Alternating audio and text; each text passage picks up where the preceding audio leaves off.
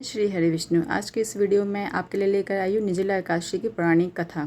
ज्येष्ठ मास के शुक्ल पक्ष की एकादशी को निर्जला एकादशी कहा जाता है। हिंदू धर्म में यह एकादशी अत्यंत महत्वपूर्ण और पुण्यदायी मानी जाती है। इस दिन भगवान श्री हरि विष्णु की पूजा की जाती है और बिना जल ग्रहण के उपवास रखा जाता है। मान्यता है कि जो भक्त श्रद्धा और नियम पूर्वक निर्जला एकादशी का व्रत करता है उसे वर्ष भर की सभी एकादशियों का पुण्य प्राप्त होता है। प्राचीन समय में हस्तिनापुर में पांडवों का राज्य था।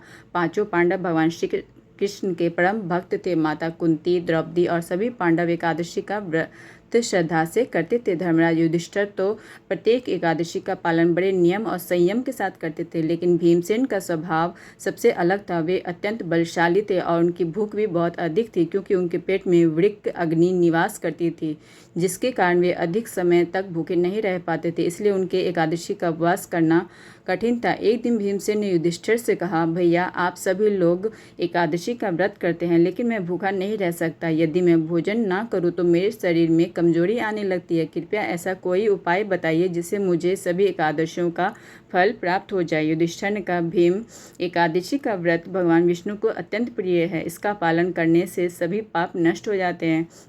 तुम्हारे प्रश्न का सही उत्तर महर्षि वेद व्यास ही दे सकते हैं। कुछ समय बाद महर्षि वेद व्यास वहाँ आए।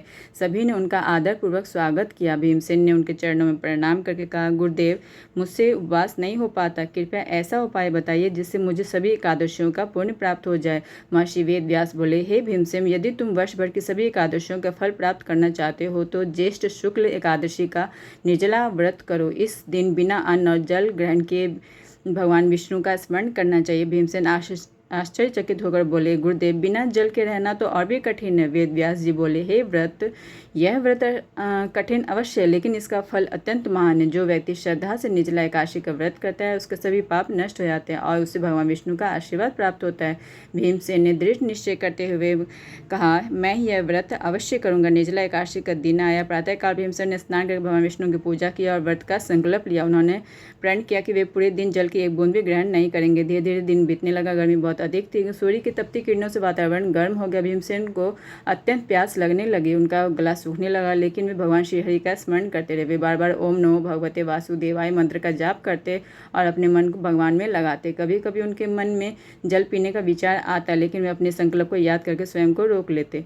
द्रौपदी ने उनकी स्थिति देखकर कहा, स्वामी, यदि अधिक कष्ट हो रहा है तो थोड़ा जल ग्रहण कर लीजिए। भीम बोले, नहीं द्रौपदी, मैंने गुरुदेव के सामने व्रत का संकल्प लिया है। मैं इसे किसी भी परिस्थिति में नहीं तोड़ूंगा। दिन ढलने लगा। भीमसेन का शरीर कमजोर होने लगा, लेकिन उनके मन भगवान विष्णु के प्रति श्रद्धा और बढ़ती जा रही थी। वे पूरी भक्ति से भगवान का नाम जपते रहे। रात्रि के समय सभी लोग भगवान विष्णु का भजन कीर्तन करने लगे। भीमसेन भी वहीं बैठकर भगवान का ध्यान करते रहे। पूरी रात उन्होंने जागरण किया और भगवान श्री हरि का स्मरण करते रहे। अगले दिन द्वादशी तिथि आई। सूर्योदय के बाद भीमसेन ने विधिपूर्वक भगवान विष्णु की पूजा की। उन्होंने ब्राह्मणों को भोजन कराया, दान दिया और उसके बाद यह व्रत का पालन किया।